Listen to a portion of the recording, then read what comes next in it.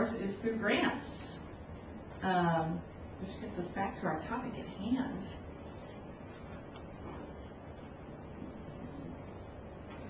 And like I said, there's millions of dollars out there to be had with grant funding, but how do you connect?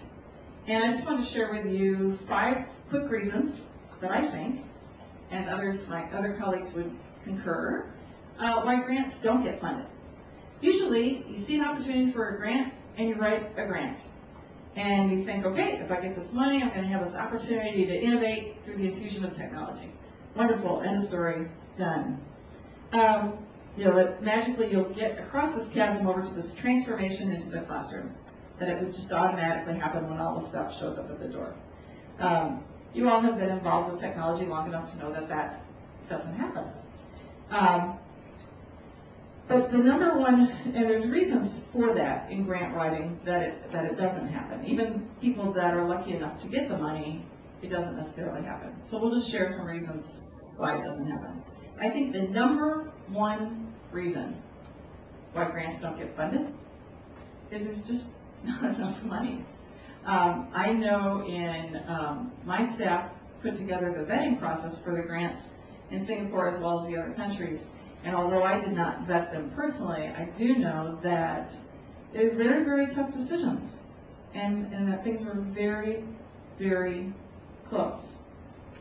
So, just like the Olympics, the .05 or the .005, I think the important thing is that you're in the game and that you applied for the grants, and I think that's very, very important. Here again, I've been on grant money for about 20 years. And my people have told me I'm a very skilled grant writer. My batting average, if you think about baseball, is about 300. I write 10 grants, I get 3 funded.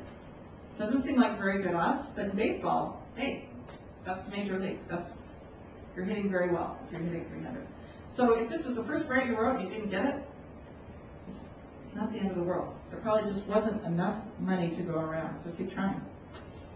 But one of the things that we do see is that a lot of grants just write to get stuff, and they don't have a clear focus. What is the problem we're trying to solve? Anyone, any benefactor, any corporation, any education department or government entity that's going to actually take out money, why should it be you? I'll tell you why it should be us. We've got a really big problem. Our kids really need this, and let me tell you why. Here's specifically what the problem is.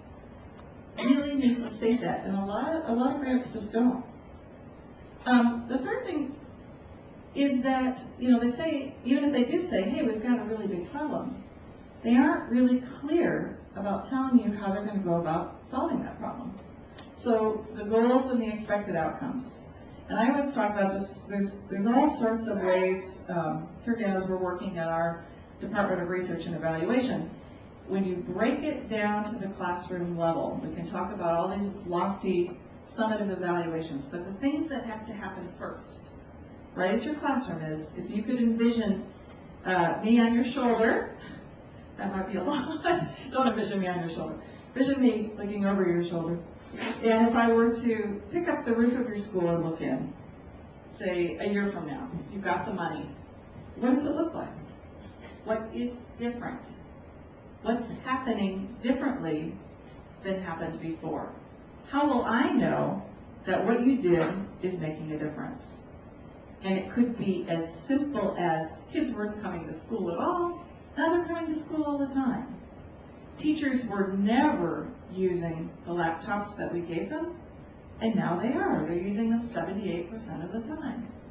Teachers felt that they couldn't empower students to do some type of project-based guided inquiry, right? Guided inquiry, perhaps if it's science, that may be a term you use instead of project-based.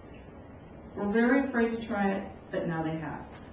So when I lifted the roof on McKinley, the video we saw, and I looked down, things looked very different. Kids were not necessarily sitting in rows. Kids were interacting with one another all the time. The teacher was more of a guide rather than standing and lecturing. Potentially, could you say it's inefficient because they're everywhere, and if you have large numbers of students, I taught in California, we had lots of students, 40, 50 in a class at some points, before the class sizes would get yielded down. And sometimes the most effective way was through project-based learning, because then the kids were helping one another. Because I didn't have enough, there wasn't enough of me to go around and help 50 students on their individual issues. So, clear goals. What is it you want to do? We want to improve creativity and innovation through the development of. We want to improve the ability for a teacher to interact with students in a more project-based environment, because evidenced by, up comes the roof, and I can see what's going on. It seems like a simple thing, but it's overlooked a lot with grant writing. The fourth thing, lack of a data-driven need or evidence of your capacity. So this is a big one, because a lot of times schools will say, here's our problem, and we really need it because our kids are really poor, and you should give it to us because our kids really need it and they're really poor.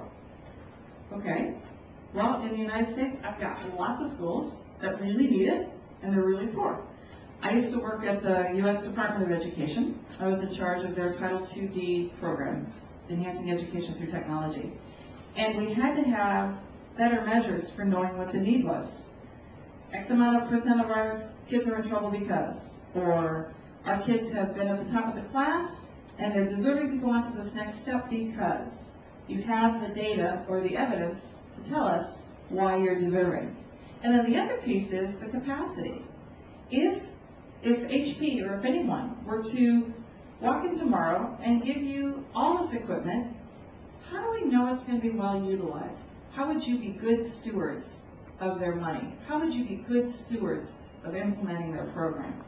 Do you have the capacity? Are you willing to spend time on professional development? Are you willing to move a couple of desks around so kids could work in a collaborative environment? Are you willing to change a janitor's closet into the place where the laptop cart can be locked up? Little things that make a big difference. People want to know that their money is going to be spent wisely. I think the biggest problem, and this usually comes into the action plan, what we're going to do, how we're going to do it, and how we'll know it's gotten done. That whole process of grant writing. Biggest reason grants don't get funded, that it lacks the systemic strength, or there's not a balance. You may have written because you have one teacher that's really great at project-based learning and they come from another school and they know how to do it, and they're going to transform the entire school. They might. We have a lot of really energetic teachers throughout the world. And I always say, if you really want something done, give it to an energized teacher, because they'll find a way to make it happen. They can motivate, they can execute, they can delegate. But they've got to have support, so there's got to be this balance. And so that requires systems thinking. And that's what we're going to spend